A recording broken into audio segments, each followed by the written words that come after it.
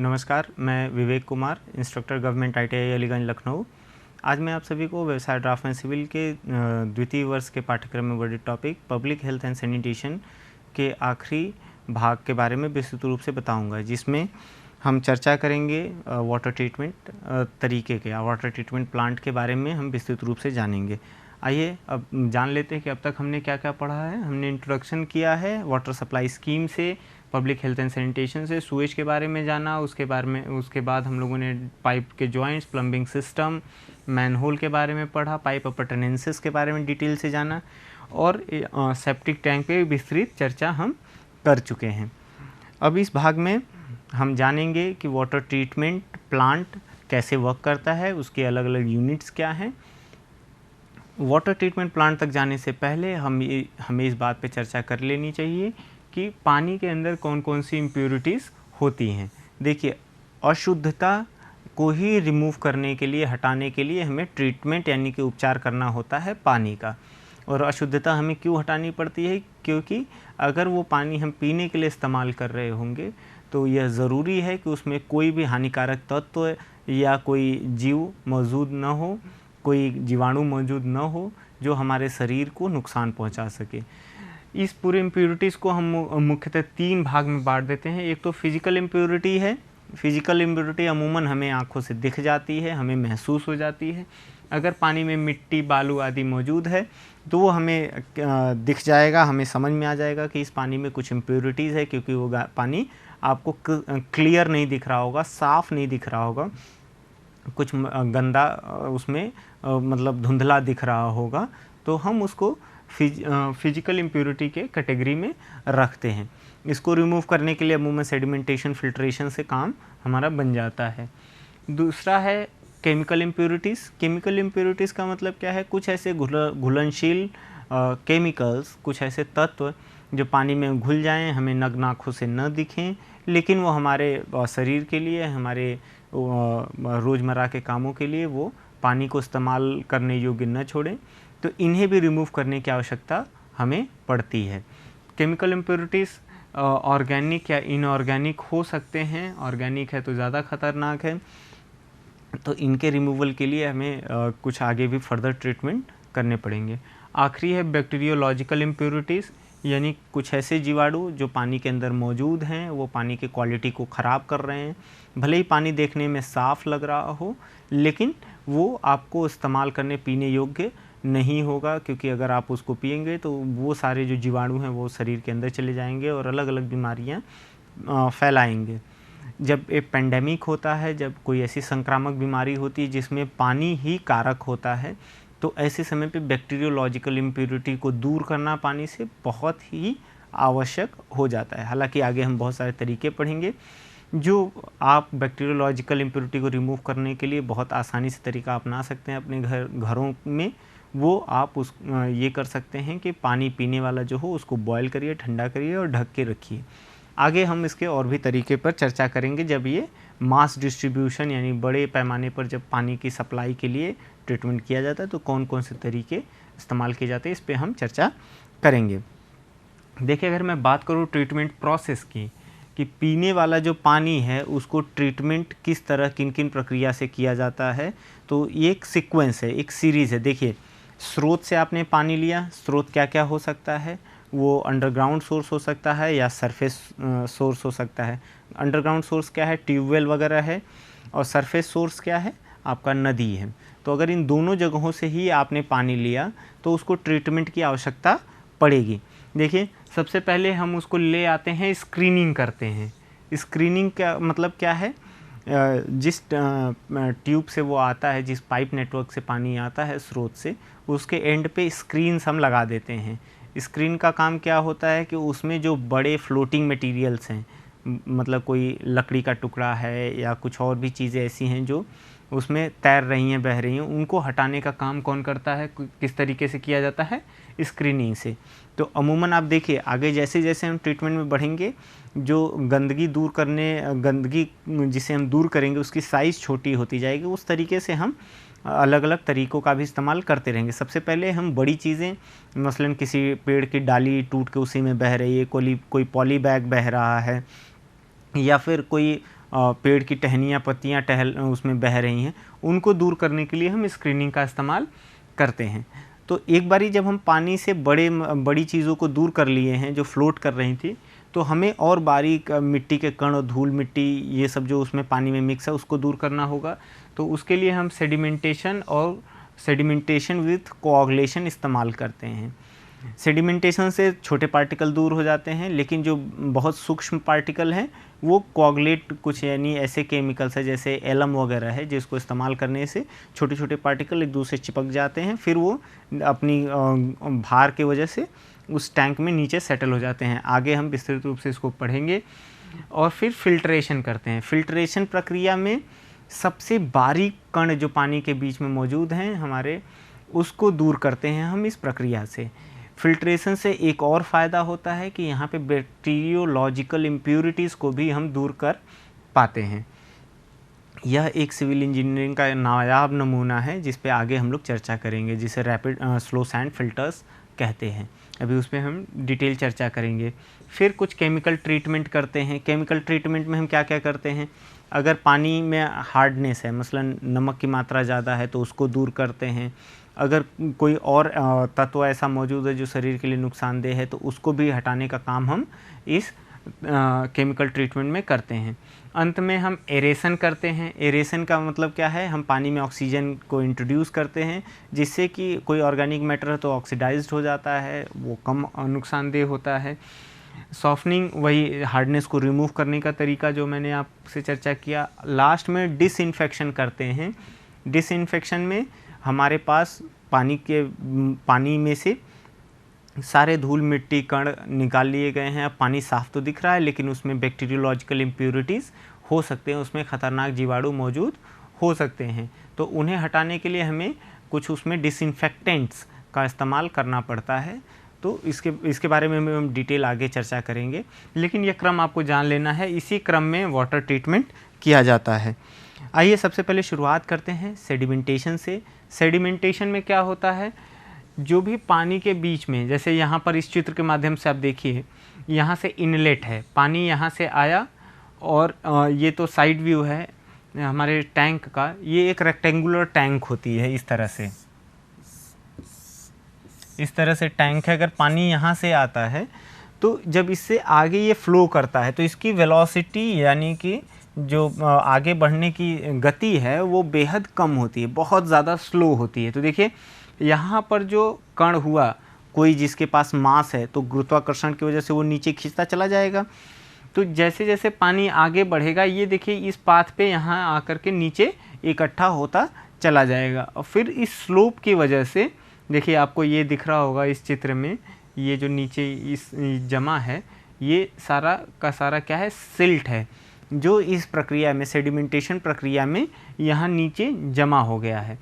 तो ये सेडिमेंटेशन में यही होता है कि पानी की स्पीड जो होती है उसको स्लो कर दिया जाता है, बहुत कम कर दिया जाता है, जिसकी वजह से जैसे देखिए ये जो कण है, इस पे एक हॉरिजॉन्टल वेलोसिटी भी काम कर रही होगी, एक वर्टिकल अट्रैक्शन काम कर रहा होगा, जिसके जो ग्रेविटी की वजह से जो एक डाउनवर्ड फोर्स होगा। अगर ये वेलोसिटी बहुत ज़्यादा है तो ये नीचे की तरफ सेटल होने की बजाय ये टैंक को पार करके यहाँ से निकल जाएगा।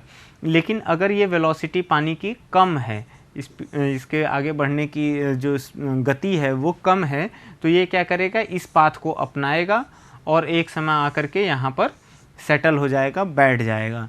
तो सेडिमेंटेशन प्रक्रिया में हम अमूमन यही ध्यान रखते हैं कि पानी की गति को कम रखें, जिससे कि वो टैंक पार करने से पहले ही वो उसके बॉटम में सेटल हो जाए। तो यहाँ पे तो बड़े पार्टिकल देखिए सेटल हो सकते हैं, लेकिन बहुत छोटे सूक्ष्म पार्टिकल भी होते हैं जिन्हें सेटल कराने के लिए हमें कुछ और जुगत लगानी पड़ती है, जिसको हम बोलते हैं कोआगुलेशन प्रक्रिया। कोआगुलेशन प्रक्रिया में हम क्या करते हैं, कुछ हमारे पास मटेरियल है, जैसे फिल्टर एलम है, मैग्नीशियम कार्बोनेट वगैरह है, इनको हम पानी में मिक्स करते हैं। मिक्स करने के बाद होता क्या है कि जो छोटे छोटे 3, 4, 5, 10, 20 जो कण हैं, बहुत बारीक बारीक हैं, वो एक दूसरे के साथ चिपक जाते हैं, और चिपकने के बाद इनका मास, जो कलेक्टिव मास m है, वो इतना हो जाता है कि फिर से वो यहाँ पे इस टैंक में सेटल हो सके। तो कोagulation प्रक्रिया में हम कुछ केमिकल्स का इस्तेमाल करते हैं जिससे छोटे छोटे जो बारीक महीन पार्टिकल्स हैं वो भी उस टैंक में सेटल हो जाते हैं। आगे बढ़ते हैं और फिल्ट्रेशन पे चर्चा करते हैं। फिल्ट्रेशन प्रक्रिया में क्या होता है, काफ़ी सारा बारीक पार्टिकल, सूक्ष्म पार्टिकल हमने सेडिमेंटेशन प्रक्रिया में पानी से निकाल लिया है, लेकिन फिर भी उसमें बहुत ऐसे छोटे कण मौजूद रहते हैं जिन्हें निकालना बाकी रह जाता है। तो फिल्ट्रेशन में हम वही सूक्ष्म पार्टिकल्स को बाहर निकालते हैं। इस प्रक्रिया का एक फ़ायदा यह भी है कि यहाँ से कुछ बैक्टीरियोलॉजिकल इम्प्योरिटीज़ को भी रिमूव किया जा सकता है, बाहर निकाला जा सकता है। तो आप यहाँ पर एक फ़िल्टर बेड का इस्तेमाल करते हैं जो अमूमन सैंड बेड होता है। सैंड बेड का मतलब अगर मैं लोकल आपको बताना चाहूँ तो जो लाल बालू आपके पास आसपास अवेलेबल है जिसे फाइन एग्रीगेट बोलते हैं, उसको हम इस्तेमाल करते हैं इसमें फ़िल्टर बेड की तरह, जिसमें हम पानी को डालते हैं, फिल्ट्रेशन होता है। आगे हम इसको चित्र के माध्यम से पढ़ेंगे। इस प्रक्रिया में गंध और जीवाणुओं को भी निकाला जा सकता है। ये मुख्यतः 3 प्रकार से किया जाता है। देखिए, पहला है slow sand filter, rapid sand filter, pressure filter. इसके बाद और भी है जैसे रफनिंग फिल्टर्स है वगैरह वगैरह, बट 3 यहाँ पे महत्वपूर्ण हैं जिनके बारे में हम विस्तृत रूप से चर्चा करेंगे। आइए जानते हैं स्लो सैंड फिल्टर के बारे में। यह जो चित्र आपको दिख रहा है एक स्लो सैंड फिल्टर का सेक्शनल व्यू है। इसका जो रेट ऑफ फिल्ट्रेशन है, ध्यान दीजिएगा, वो 100 से 200 लीटर पर स्क्वायर मीटर पर आवर है। मतलब यह पर स्क्वायर मीटर जो इसकी एरिया है, जो इसका क्रॉस सेक्शनल एरिया होएगा इस फिल्टर का, उस पे अगर हम 1 स्क्वायर मीटर एरिया लें, 1 घंटे तक पानी को उसमें डालें, 1 घंटे में वो 100 से 200 लीटर ही पानी फ़िल्टर करके हमें देगा, जो अमूमन गति कम है। लेकिन आपको यही जान लेने की ज़रूरत है कि इसमें जो है 99% बैक्टीरिया वायरसेस भी निकल जाते हैं। 99% तक यहाँ पे बैक्टीरिया वायरसेस को निकाल लिया जाता है। अभी हम आगे चर्चा करेंगे कि ये होता कैसे है। पहले इसका सेक्शन देख लें। देखिए, ये एक वाटर टाइट चेम्बर है। आपको ये पूरा चेम्बर यहाँ से ऐसे दिख रहा है, जो आरसीसी का अमूमन बना होता है। इसमें सबसे नीचे देखिए कोर्स सैंड है, मतलब थोड़े बड़े साइज़ के सैंड है। नीचे ग्रेवल है, पेबल्स है या ग्रेवल्स, कुछ बड़े बड़े साइज़ के कंकर हैं यहाँ पे, जिन्हें हम ग्रेवल की श्रेणी में रखते हैं। इसके ऊपर कोर्स सैंड है, फिर फाइन सैंड है, लाल बालू जो बहुत बारीक होता है। इसको हम इस तरीके से बेड बनाते हैं। फिर पानी कहाँ से इंट्रोड्यूस करते हैं, यहाँ से सीधे जो इनलेट है वो सीधे इसके ऊपर स्प्रे कर देते हैं या इंट्रोड्यूस कर देते हैं, अलाउ कर देते हैं फ्लो करने के लिए। देखिए, यहाँ पर ये वाटर लेवल है। अब समझने की ज़रूरत है। देखिए, पानी यहाँ से नीचे जाएगा, चूँकि ये बालू है जिसके बीच में कणों के बीच में जगह तो होनी स्वाभाविक है। इसके बाद नीचे साइज़ बढ़ती चली जाती है। यहाँ से जब पानी पर्कुलेट करके नीचे की तरफ जाएगा तो देखिए, जो पानी है उसमें कुछ फाइन पार्टिकल्स हैं, कुछ ऐसे पार्टिकल्स भी होंगे जिनमें ऑर्गेनिक मैटर्स होंगे। देखिए, सबसे अहम बात यह है कि बैक्टीरिया वायरसेस कहाँ पनपते हैं, जहाँ उनको खाने के लिए, अमूमन बैक्टीरिया की मैं बात करूँ या किसी भी जीवाणु की बात करूँ, वो ऐसे जगह ही पनपते हैं जहाँ पे उन्हें खाने के लिए कुछ मौजूद हो, उनके बड़े होने के लिए, उनके रहने के लिए जगह सूटेबल हो, फेवरेबल हो। तो अगर पानी में ऑर्गेनिक मैटर मौजूद है तो वहाँ पे बैक्टीरिया का होना स्वाभाविक है। अब देखिए, होगा क्या, जब ये पानी यहाँ से पर्कुलेट करके नीचे जाने लगेगा तो वो छोटे जो कण हैं वो हो सकता है कि ऊपर से इतनी लेयर में, ये जो मैंने अभी लाइन खींच दी, इस लेयर तक सारा का सारा वो ऑर्गेनिक मैटर यहीं इकट्ठा हो जाए, क्योंकि नीचे वो जा नहीं सकता, सैंड बेड के बीच में कहीं ना कहीं फंस जाएगा। जब ये यहाँ पे इकट्ठा हो गया तो बैक्टीरिया वायरस भी क्या करेगा, इससे नीचे वो जाएगा ही नहीं। क्यों जाएगा, जब वहाँ पे उसको खाने के लिए कुछ है ही नहीं, उसके जीने के लिए कुछ नहीं है, तो वो कहाँ रहेगा, इसी लेयर में रह जाएगा। और एक समय ऐसा आता है जब हम इसकी सफाई करते हैं, यानी कि क्लीनिंग करते हैं, तो हम ऊपर से 30 से 40 mm या 2-3 सेंटीमीटर, अमूमन 4 सेंटीमीटर तक भी हम वो पूरा का पूरा स्क्रैप कर देते हैं। मतलब ये बालू पूरा हम यहाँ से हटा देते हैं, फाइन सैंड को हटा देते हैं और एक नया सैंड वहाँ पे डाल देते हैं। तो जो सैंड हम हटाते हैं उसमें बहुत सारे बैक्टीरिया जो पानी में आ रहे होते थे वो सब के सब एक झटके में रिमूव हो जाते हैं, और जो पानी नीचे की तरफ जाता है उसमें बैक्टीरिया होने की संभावना बहुत कम है, जीवाणु होने की संभावना बहुत कम है। अब देखिए यहाँ पे अंडर ड्रेन लगा होता है। अंडर ड्रेन का मतलब कि ये जो ऊपर से आ रहा हुआ पानी है इसको कलेक्ट करता है, फिर ये आउटलेट में सप्लाई कर देता है अलग अलग तरीक़ों से। तो ये आपने देखा स्लो सैंड फिल्टर का। इसकी सबसे ख़ास बात क्या थी? फिल्ट्रेशन रेट ज़रूर कम थी, लेकिन इसका सबसे बड़ा फ़ायदा क्या था कि इससे हम बैक्टीरिया वायरसेस यानी कि जीवाणुओं को भी बहुत हद तक रिमूव कर पा रहे थे, हटा पा रहे थे।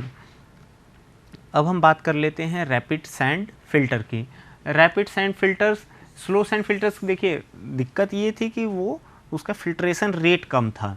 अब पता चला कि हम बहुत बड़े एरिया को वाटर सप्लाई करने वाले हैं, फ़िल्टर का फिल्ट्रेशन रेट कम है, तो हमें नंबर ऑफ़ फ़िल्टर्स लगाने पड़ते थे पैरेलल में, सीरीज़ में नहीं, पैरेलल में। इसका मतलब मैं आपको बता देता हूँ। देखिए, अगर यहाँ से गंदा पानी आ रहा है या रॉ स्रोत से पानी आ रहा है स्क्रीनिंग के बाद, ये कहाँ से आ रहा होगा? स्क्रीनिंग के बाद पानी आएगा तो हमारे फिल्ट्रेशन यूनिट पे, सेडिमेंटेशन यूनिट पे जाएगा।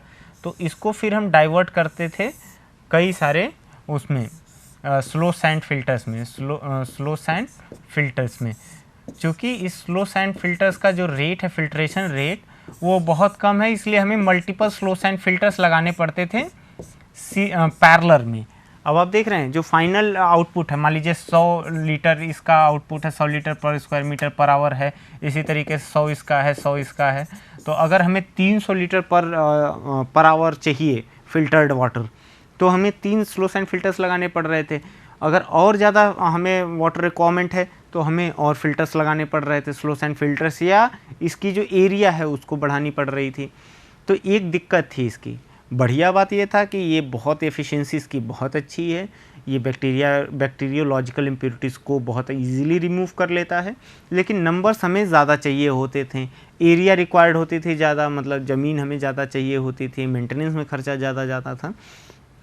तो इन सब चीज़ों को रिमूव करने के लिए हमने एक नए तरीके का फ़िल्टर को इस्तेमाल करना शुरू किया, जिसे हम रैपिड सैंड फिल्टर या RSF, हम आगे इसका चर्चा करेंगे, इसके बारे में कहते रहेंगे।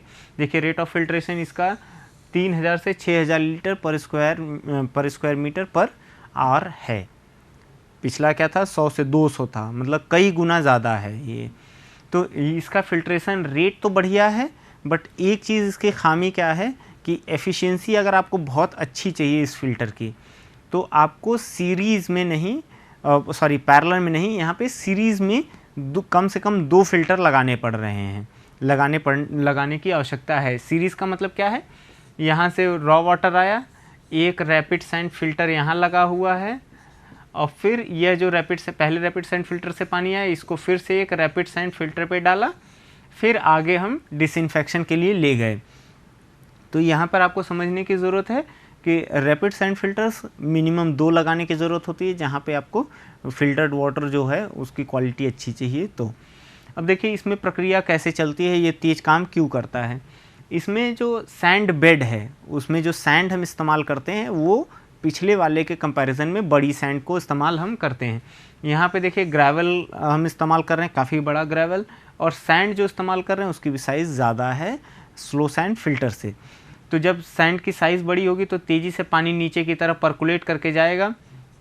लेकिन यहाँ पर एक समस्या आएगी कि जैसे पिछले में क्या था कि बैक्टीरियोलॉजिकल इम्प्योरिटीज़ बहुत हाई एक्यूरेसी के साथ रिमूव हो रही थी, वो यहाँ पर मुश्किल होगी, क्योंकि यहाँ पर पानी तेज़ी से फ़्लो कर जा रहा है और वो कहीं ऐसा स्पॉट नहीं मिल रहा है बैक्टीरिया को जहाँ पर उनके लिए ऑर्गेनिक मैटर्स इकट्ठा हो, तो काफ़ी नीचे तक पहुँच जाते हैं बैक्टीरिया। अब देखिए यहाँ पर इसकी सफाई बहुत इजी है। जैसे पिछले में स्लो सैंड फिल्टर में हम सफाई कैसे करते थे, क्लीनिंग कैसे करते थे, टॉप से 20 से 30 mm या मोटे मोटे कह लें 3 से 4 सेंटीमीटर हम मोटी लेयर सैंड की पूरे तरीके से स्क्रैप कर देते थे, मतलब उसको स्क्रैच करके हटाते थे और फिर उसको दूसरी एक नई सैंड से रिप्लेस कर देते थे। यहाँ पर क्या होगा, यहाँ पर कोई भी सैंड हटाई नहीं जाएगी, यहाँ पे एक नया टर्म आ जाएगा बैक वॉशिंग। बैक वॉशिंग, हम इस बैक वॉशिंग से हम इसको करेंगे। इसके जो भी प्रॉब्लम्स है, जो भी चीज़ें हैं इस्तेमाल के दौरान जो इसमें कचरे इकट्ठा है, उसको हटाने के लिए हम बैक वॉशिंग को इस्तेमाल करेंगे। देखिए होता क्या है, इनलेट अगेन आपको देखना पड़ेगा। यहाँ से पानी अगर इस पे डाला गया तो आप देख रहे हैं हेड यहाँ मौजूद है, ये सैंड बेड है और सैंड बेड के नीचे ग्रेवल बेड है और ये लेटरल्स है, पाइप है जो अंडर ड्रेन मतलब अंडर ड्रेन की तरह काम करेगा, पानी को इकट्ठा करेगा और फिर ट्रीटेड वाटर यहाँ से सप्लाई के लिए चला जाएगा। लेकिन हम यही ट्रीटेड वाटर यानी फ़िल्टर्ड वाटर को एक टैंक में स्टोर करते हैं। ये आपको टैंक दिख रहा है यहाँ पर, इसका इस्तेमाल हम बैक वॉशिंग के लिए करते हैं। देखिए यह जो ट्रीटेड वाटर है, हम यहाँ से ये क्लॉक बंद कर देते हैं, ये वाल्व बंद करते हैं, पानी को यहाँ से ऊपर की तरफ हम इस टैंक में ले जाके स्टोर कर लेते हैं। इस टैंक में कैसा पानी स्टोर है? साफ़ पानी स्टोर है, मतलब फ़िल्टर्ड वाटर स्टोर है। देखिए जब इसकी क्लीनिंग करनी होती है तो हम क्या करते हैं, इसमें एक एयर कंप्रेसर लगा होता है जो हवा को बहुत प्रेशर से अंदर ब्लो करता है, फूंकता है। देखिए जब हमें इसकी क्लीनिंग करनी होती है तो हम इस क्लॉक को बंद कर देते हैं, ऊपर से जो पानी आ रहा होता है इनलेट पे उसको भी हम बंद करते हैं। अब कोई अनट्रीटेड वाटर यहाँ नहीं आएगा। हम क्या करते हैं, फिर इस पानी को नीचे की तरफ बहने देते हैं और ये पानी जब ये वाल्व खोलते हैं तो ये नीचे से ऊपर की तरफ फ्लो होता है और जब ये ऊपर की तरफ फ्लो होता है उसी समय हम ये एयर कंप्रेसर भी ऑन कर देते हैं और ये भी क्या करता है, यहाँ से हवा को उसमें इंट्रोड्यूस करता है। तो जब हम ये दोनों चीज़ें एक साथ करते हैं, इस प्रक्रिया को बैक वॉशिंग कहते हैं हम। जब हम बैक वॉशिंग कर रहे होते हैं तो ये सब का सब जो ग्रेवल है, सैंड है, इसके बीच में फंसा कचरा, सब उसमें पानी में उस टैंक में उथल पुथल मचा होता है, सब ऐसे गोल गोल घूम रहा होता है और पानी का लेवल ऊंचा होता है और यह जो पाइप है इसमें पानी साइड से जाके भर जाता है और भरने के बाद ये हटा दिया जाता है, वहाँ से पानी इसको रिमूव कर दिया जाता है। यह पानी बहुत गंदा होता है और एक बारी जब ये बैक वॉशिंग हो जाती है तो इस सैंड के बीच में जो पोर्स हैं, सैंड पार्टिकल्स के बीच में जो पोर्स है उसमें से सारा का सारा कचरा एक बारी जब बाहर निकल जाता है तो हम जब इसको बंद करते हैं, इस क्लॉक को बंद करते हैं और यहाँ से अगेन वाल्व को खोल देते हैं, लेकिन उसको सप्लाई के लिए नहीं भेजते हैं। जब हम ऐसा कर रहे होते हैं तो फिर देखिए ये सब जो सैंड पार्टिकल्स है, ग्रेवल्स है, सब नीचे सेटल होने लगेगा। इस प्रक्रिया में क्या होता है, जो भारी है वो सबसे पहले सेटल हो जाएगा, जो हल्का है वो देर से सेटल होगा। यहाँ पे भारी कौन है? ग्रेवल भारी है, सैंड उससे कम भारी है। तो आप यहाँ पे एक सिविल इंजीनियरिंग का नायाब नमूना देख रहे हैं कि यह जो व्यवस्था थी पहले, वो व्यवस्था पुनः बन जाती है। ग्रेवल सबसे नीचे होता है, उससे कम हैवी पार्टिकल ऊपर और सबसे ऊपर सबसे लाइटर पार्टिकल यानी हल्के पार्टिकल्स जो हमारे फ़िल्टर मीडिया के हैं वो अपने आप स्वतः ही अरेंज हो जाते हैं। तो यह एक विस्तृत जानकारी थी आपके पास रैपिड सैंड फिल्टर की। ध्यान रखने वाली बात है कि इसका क्लीनिंग कैसे करते हैं, हम बैक वॉशिंग से करते हैं। अब बात कर लेते हैं प्रेशर फ़िल्टर की। प्रेशर फ़िल्टर में एक बंद चैम्बर होता है जहाँ पे हम प्रेशर से पानी डालते हैं। अलग अलग देखिए सैंड बेड है, ग्रेवल बेड है, ये आपके पास लेटरल्स हैं जहाँ से पानी को बाहर निकाल लिया जाता है। ये अमूमन आप स्विमिंग पूल में जो पानी डालते हैं पैलेटेबल वाटर बनाने के लिए या इंडिविजुअल घरों में जो पानी सप्लाई के लिए ये स्कीम लगा सकते हैं हम। तो प्रेशर फ़िल्टर बहुत ज़्यादा अच्छे एफिशिएंसी के साथ काम करता है। इसमें देख रहे हैं 6000 से 15000 लीटर पर स्क्वायर मीटर पर आवर इसका फिल्ट्रेशन रेट है। बात कर लेते हैं डिसइंफेक्शन का। डिसइंफेक्शन प्रक्रिया में हम खतरनाक नुकसानदेह जीवाणुओं को मारते हैं। इसमें मुख्यतः क्लोरीनेशन करते हैं जिसके बारे में हम आगे पढ़ लेंगे। लाइम के बारे में भी हम आगे विस्तृत रूप से बता देंगे। यहाँ पर ओजोन ट्रीटमेंट है। ओजोन ट्रीटमेंट एक बहुत ही महंगा प्रक्रिया है बट सबसे बेहतर है। इसमें लगभग 99% जो है बैक्टीरिया को किल कर दिया जाता है। इसमें गंध नहीं आती है, ये बिल्कुल भी नुकसानदेह नहीं होता। लेकिन एक ख़राब बात इसकी ये है कि इसको आप सप्लाई मतलब पाइप में डाल करके आप सप्लाई स्कीम में नहीं छोड़ सकते क्योंकि ये स्केप कर जाएगा। तो अगर रिकंटामिनेशन यानी कि पाइप में जब पानी सप्लाई हो रहा है उस दौरान अगर कोई जीवाणु उसमें घुसना चाहेगा तो आसानी से घुस जाएगा क्योंकि उस दौरान वहाँ पे डिसइंफेक्टेंट मौजूद नहीं है। इसी तरीके से पोटेशियम परमैंगनेट ट्रीटमेंट है। और सिल्वर ट्रीटमेंट अगेन एक महंगा प्रक्रिया है जिसमें metal ion, silver metal ion को डालते हैं। ये अच्छा डिसइंफेक्टेंट है बट बहुत ज़्यादा कॉस्टली है, तो इसको भी हम पब्लिक सप्लाई के लिए मास स्केल पर इस्तेमाल नहीं करते हैं। अल्ट्रावायलेट रेज से ट्रीटमेंट करने पर सारे बैक्टीरिया को हम मार सकते हैं, मैक्सिमम को मार सकते हैं। आजकल जो हमारे आपके घरों में जो कह लीजिए जो हमारे पास फ़िल्टर्स मौजूद हैं, जो आरओ सिस्टम मौजूद है, उसमें हम इसका यूवी रेस का इस्तेमाल कर लेते हैं उसमें से सारे बैक्टीरिया को मारने के लिए। बॉइलिंग एक सबसे सरल प्रक्रिया है। इस विधि से हम हार्डनेस पानी की भी रिमूव कर लेते हैं और साथ ही साथ उसमें मौजूद सारे हार्मफुल बैक्टीरिया, वायरसेस या कोई भी फंजाई वगैरह जो भी चीज़ें हैं, जीवाणु हैं, सूक्ष्म जीवाणु, उनको मार लेते हैं। क्लोरीनेशन के बारे में थोड़ा चर्चा कर लें।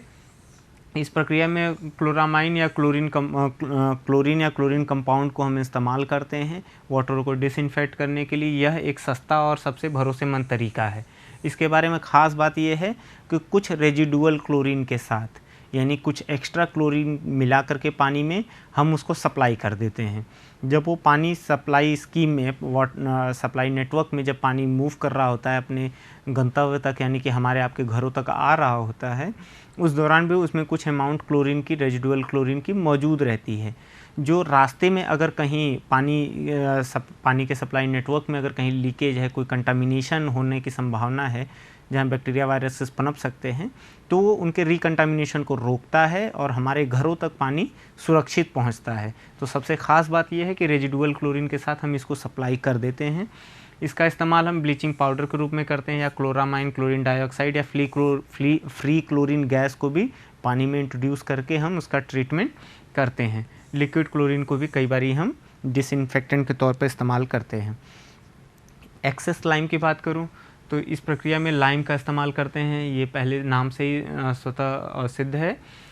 इसमें भी वही एक फ़ायदा है कि पुनः दूषित होने से ये तरीका बचा सकता है। वाटर सॉफ्टनिंग, अगर पानी में नमक की मात्रा है तो हार्डनेस है, उसको रिमूव करने के लिए हमें अलग अलग तरीक़ों का इस्तेमाल करना पड़ता है। जैसे टेम्परेरी हार्डनेस होती है कार्बोनेट, मैग्नीशियम और कैल्शियम के। परमानेंट हार्डनेस होती है सल्फेट, क्लोरीन और नाइट्रेट्स के।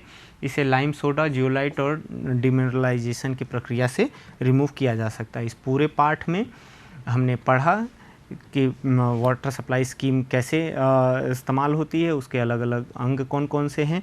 उसके बाद हमने जाना कि ट्रीटमेंट मेथड्स क्या होते हैं, उसमें उसके इम्पोर्टेंस क्या है। ये पूरा पाठ आपके सामने प्रस्तुत करने के लिए मैंने निमि द्वारा बनाई गई बुक्स की मदद ली है। साथ ही साथ एस के गर्ग साहब की लिखी हुई किताब वाटर सप्लाई इंजीनियरिंग से भी कुछ रेफरेंसेस मैंने लिए हैं। मैं उम्मीद करता हूँ कि यह पूरा पाठ पब्लिक हेल्थ इंजीनियरिंग का आपके लिए लाभप्रद साबित होगा। धन्यवाद।